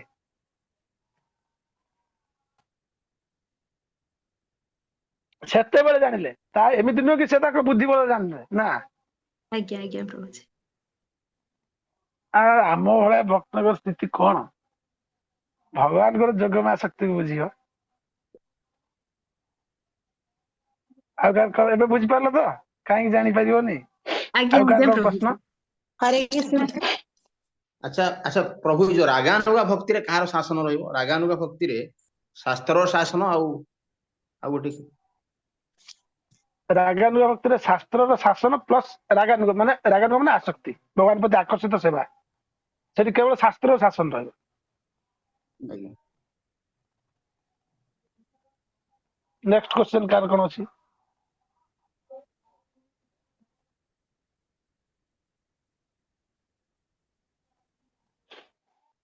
ଠିକ ଅଛି, ଏବେ ପ୍ରତ୍ୟେକ ଦିନ 2-3ଟା ଚାପ୍ଟର ପଢିକି ଆସୁଥିବ। କୋଉଦିନ 3ଟା କୋଉଦିନ 2ଟା ଚାପ୍ଟର ସରେ ଠିକ ନାହିଁ। हरे कृष्ण। जगत गुरु श्री प्रभुपाद महाराज की जय, सत्यवान गुरुदेव की जय, रूप गोस्वामी पाद की जय, भक्ति रस ग्रंथ की जय, उपस्थित समस्त वैष्णव बंधु की जय। हरे कृष्ण। अच्छा आरती माँ, आपणकर नाटा को ग्रुप रे अछि? एई ग्रुप रे अछि तो? ग्रुप रे आड हैछि? को ना रे आड हैछि मते कहले? मु आपण जो रजिस्टर सेवा पठेइथिले सेटा मु रजिस्टर को रेजिस्ट्रेशन सेवा जो पठेइथिले सेटा मु रजिस्टर मेंटेन करबा पे चाहूतली, तो मु आपण नाम आरती आकर्षणी नार को नाम पाउनी। आज्ञा आकर्षणी भक्ति। अच्छा आकर्षणी भक्ति माँ। अच्छा ठीक अछि। आଜ୍ଞା। अच्छा अच्छा ठीक अछि। अच्छा ठीक अछि। अच्छा मुझे मु आरती नंद देखिली तो फोन पे रे, ହଁ मु कहली ये माँ जनक किए? आरती मो पाइली मु से पे मझे फोन करे। ठीक अछि। हरे कृष्ण। अच्छा गोटे मिनिट, आमे एई रविवार दिन इवनिंग रे क्लास रहउची, रविवार दिन टाइम हबो कि आपण मानको डिस्कस करा पे हमर प्रोग्राम विषय रे? एई रविवार की शनिवार ना परे करिया? किपरि सर्टिफिकेट डिस्ट्रीब्यूशन प्रोग्राम करा जो समय हबो आपनको हरे शनिवार की कृष्ण रविवार? ରହୁଛି ରବିବାର ରବିବାର କୋଉ ଟାଇମ ରେ କରିବେ? କୋଉ ଟାଇମ ଟା? रविवार सेवा रहउची भक्तଙ୍କର କିଛି ସମସ୍ତ ରହିବା ଦରକାର। ତ ଆମର ବି ସଣ୍ଡେ ठीक ଅଛି, କ୍ଲାस नले ରହୁଛି। ଆମର ବି ସଣ୍ଡେ କ୍ଲାସ ରହୁଛି। ठीक अछि। कोर्स सरू ए तो डिसेंबर 20 तो कोर्स सरीबो, तापर तो मार्च मास प्रोग्राम हबो। कोर्स सरू आमे गोटे दिन क्लास नबा। तो ବୁଝି मु भी ଆମେ नेक्स्ट वीक टे ଓପନ ବୁକ୍ ଟେଷ୍ଟ ଦିଟା ଦେଇଦେବୁ କାଲି ପ୍ରଭୁ ଯେ ପଚାରିଥିଲେ ଯୋଉଟା ଆମେ हाँ ସେଟା हाँ निश्चिंत। ओपन बुक क्वेश्चन तो 50% डिस्कस हो सारानी, कहना मेन पढ़ा तो सरीगला। एबे खाली बहुत जल्दी जल्दी पाठ पढ़ा ओनली टू ଦୁଇ ଦିଟା ତ ଓनली ଟୁ। दीटा। हाँ ଆଜ୍ଞା। आउ ଆଉ कार किछ प्रश्न अछि? हरे कृष्ण प्रभु, मोर टिके क्वेश्चन डाउट थिला, क्वेश्चन नुहे डाउट। प्रभु हुआ आमे आपण जो माने आमे जदि काहाको बुक डिस्ट्रीब्यूशन करू तो से तो निश्चित भाବରେ केबे चेंज हबो। जदि आम पाखरे पड़ोसी रे जो माने रहुचंती ना, ସେମାନେ ଆମକୁ କହନ୍ତି କି ବୈଷ୍ଣବ ଦେଖିଲେ ବି ସଦାଚାରରେ ଲୋକ ଚେଞ୍ଜ ହେଇଯାନ୍ତି, ତ ସେମାନେ କଣ ପାଇଁ ଆମ ଉପରେ ରାଗ କରୁଛନ୍ତି? ସେଇଟା ହିଁ ଥିଲା क्वेश्चन ଟା, ସେଇଟା ହିଁ ଥିଲା। एटा मा कली जुग गोटे जेमिति कुरुक्षेत्र युद्ध भूमि रे युद्ध हवा पूर्वरु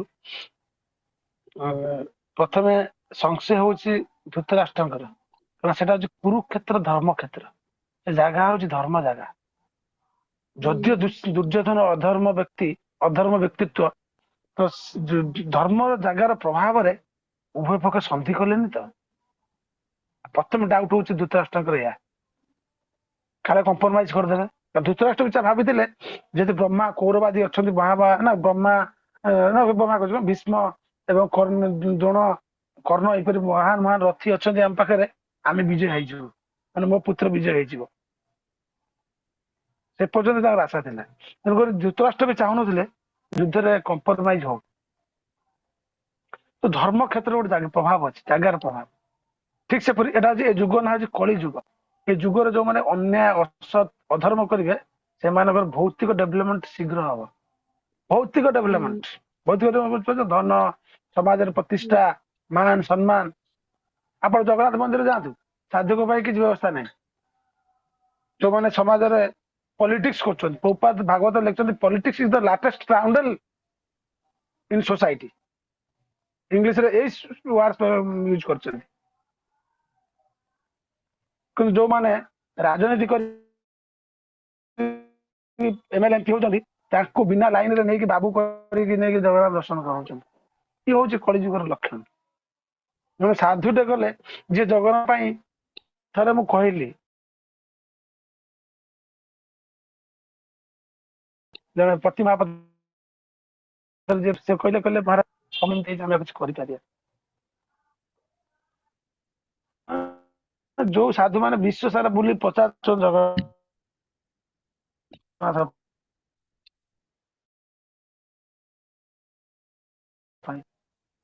जगन्नाथ लुटुच लोक बाबू की दर्शन करने यही जगन्नाथ मुझे बेले जगन्नाथ अभिमान करे तो नियम ठीक नहीं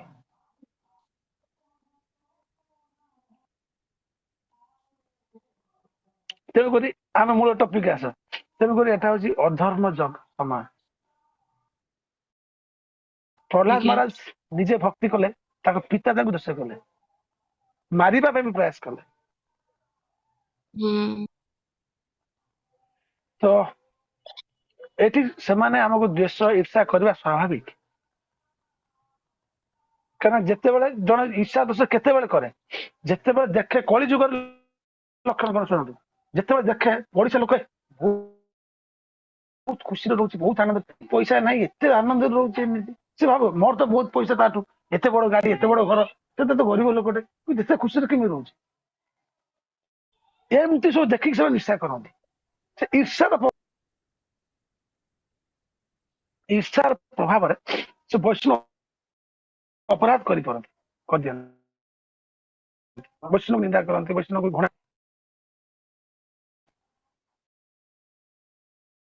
किंतु एटा गुरुदेव सब कहते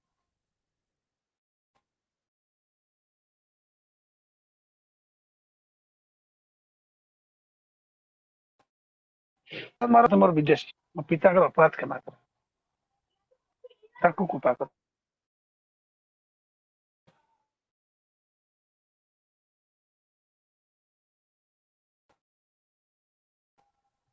तो जो महाप्रभु आमको शिक्षा दे उस जगह जुक्ति तर्क करना प्रेम दे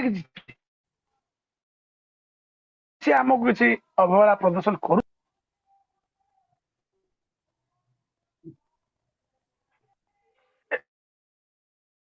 बेले बेले जगत रे भल पाया प्रेम वार नुह खाली माने भल माने जो भौतिक जगत ना पुत्र ता माँ को भल पाऊँ भाई ता भौणी को भल पाऊँ समस्त भल पाया स्नेह कर माने भावनाटा माने कौन कह जो धर्मटा अलग अलग से जन साधारण पड़ोसी लोक से अनुसार आम फेस्टिवल इनभाइट करवा ये करवा भल खुशी हस खुशी धीरे धीरे धीरे धीरे हृदय प्रभु परिवर्तन हम कि ତାପରେ हरे कृष्ण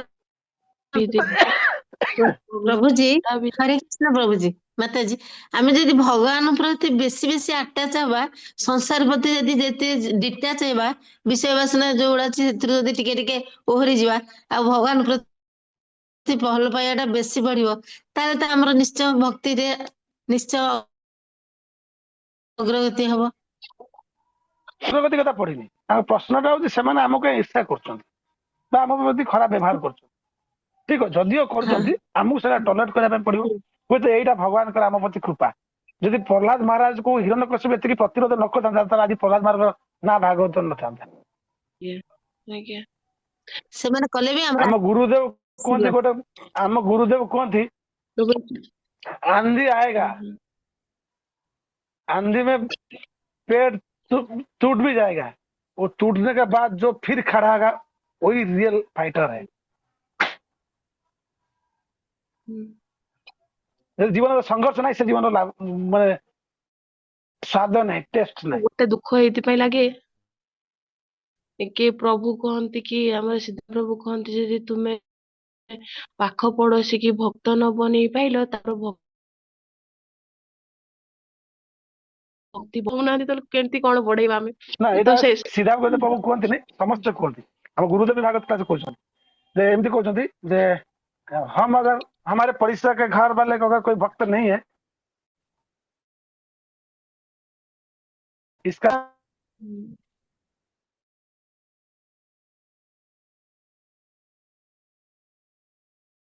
नहीं है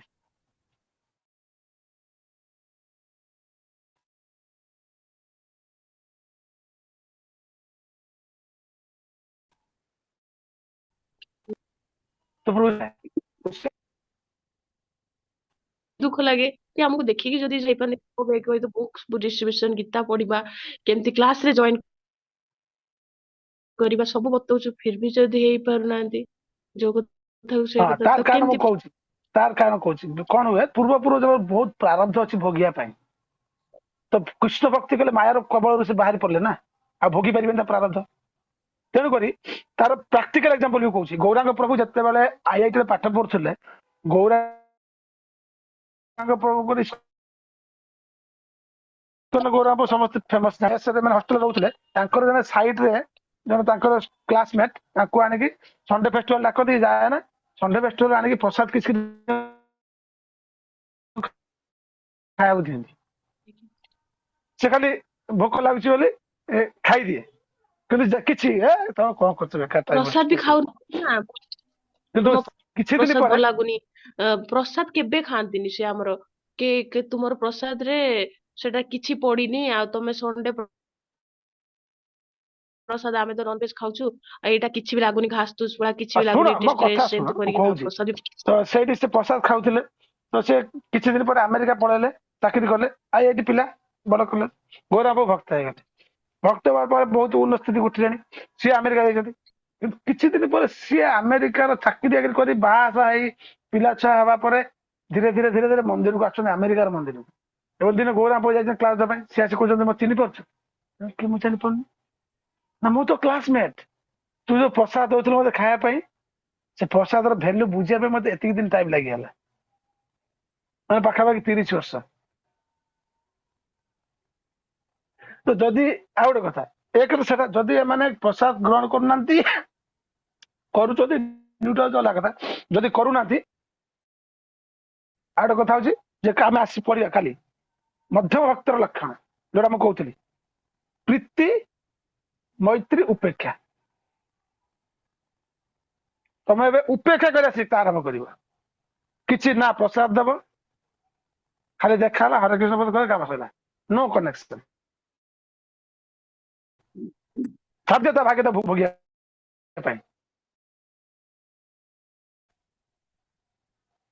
भोगिया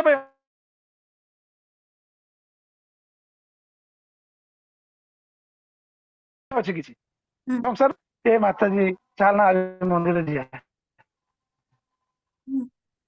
मायार लात बाजिले आसो जो कोई भल प्रयास कले ना छाड़ी दियो ना केते दिन भोगुच भोग जाऊ कुआड जाऊ केते बाट जीव तापर हमर अछि ना अरे 10 तू की अपराधर धनी गोटे अपराध अभक्त को हरिनाम विषय बेसी कहबो नै ते जतले जति दरकार सेति आरंभिक कहबो हां बस जदि न होला स्किप कर दे छाड़ी दिए स्किप दिस दैट छाड़ी दे ता भाग्य ता बेसी अटैचमेंट हेले धीरे धीरे से बेसी वैष्णव अपराध करि परबे अजय जाले तो पुणी सी आउरी दूरे जो भक्ति आउरी लेट हो भक्ति लाइन आसिया पे देखो हीरो नगोसी कि रावण हम छाड़ी दियो किछ असुविधा नहीं से गोटे पड़िसा ना कौन पड़िसा मान आम चारिपट लोक कह जाए से गोटे लोक तो पड़िसा नु बस ठीक अच्छे आउ कार क्वेश्चन कौन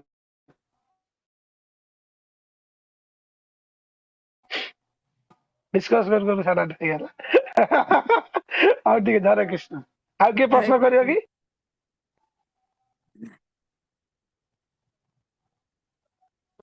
ठीक है जगत गुरु प्रभुपाद महाराज की जय निताई गौर सीतानाथ प्रेमानंद हरि हरि बोल चलो कल 6:30 जॉइन करिया क्लास ठीक अछि आगे आज्ञा हरे प्रभुजी हां हरे कृष्ण हरे कृष्ण धन्यवाद समस्त